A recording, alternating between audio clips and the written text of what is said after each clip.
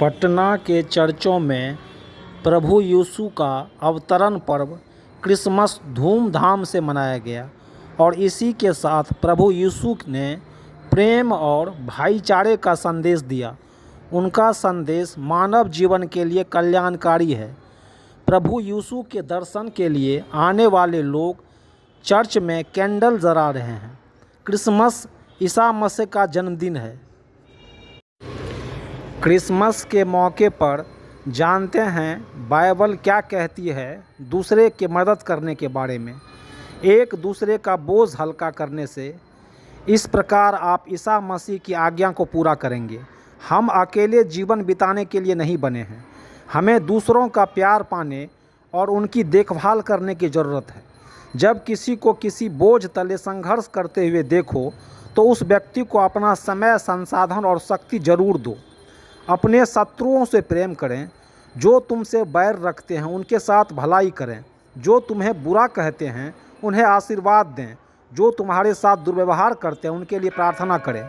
जीवन में कई बार हमारी निंदा की जाती है, कई बार दूसरों के उपहास का सामना करना पड़ता है, लेकिन ये क्षण ही हमारे लिए अपने दुश्मनों से सच्चा प्यार करने, उन्हें आशीर्वाद देने, उनके लिए प्रार्थना करने, उनके प्रति अच्छा करने का अवसर भी देते हैं। सही करना सीखें, न्याय मांगें, पीड़ितों की रक्षा करें, अनाथों के मुद्दे उठाएं, पीड़ित महिलाओं के मामले की पैरवी करें। ईश्वर असहाय लोगों की बहुत परवाह करते हैं। वे हमसे उम्मीद करते हैं कि हम असहाय लोगों की रक्षा करें, उनके साथ न्याय के लिए काम करें।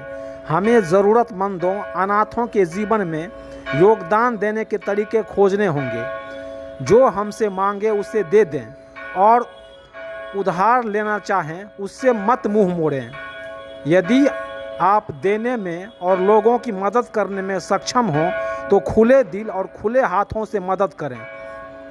किसी संस्था, संगठन के माध्यम से ज़रूरतमंदों की मदद कर सकते हैं तो करें।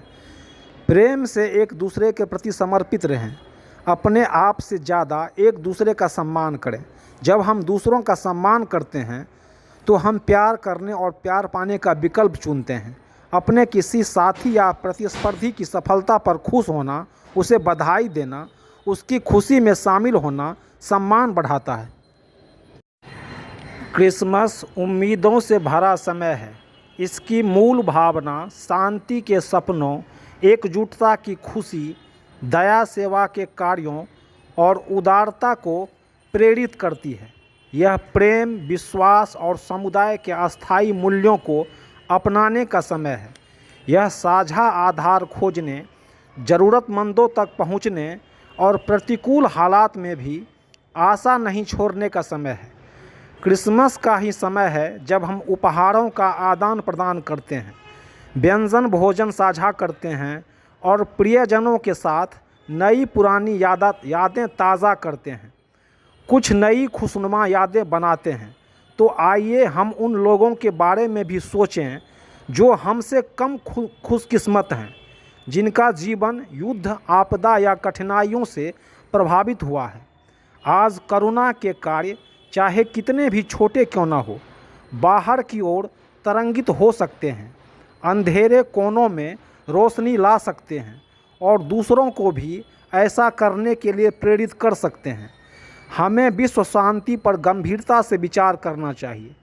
दुनिया के ज़्यादातर समाजों और देशों के बीच खड़ी हुई दीवारों को गिराने की ज़रूरत है। विभिन्न समाजों के बीच संबंधों और सद्व्यवहार के सेतु बनाने की ज़रूरत है। मानव समाज में विभाजन के बजाय परस्पर समझदारी और समन्वय को बढ़ावा देने और बेहतर कल के लिए आशा के बीज बोने की प्रतिबद्धता को स्वीकार करने का समय है।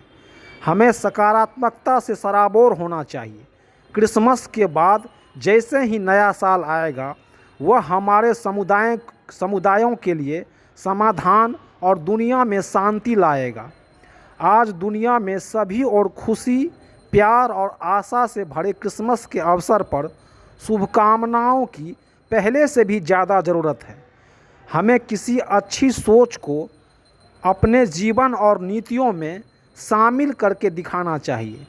हमारे अच्छे विचार केवल कागज़ों पर ही ना रहें, उनका ज़मीन पर उतरना ज़रूरी है। और ऐसी ही शुभकामनाएं हमें एक दूसरे को देनी चाहिए। आप देख रहे हैं पंकज का संवाद।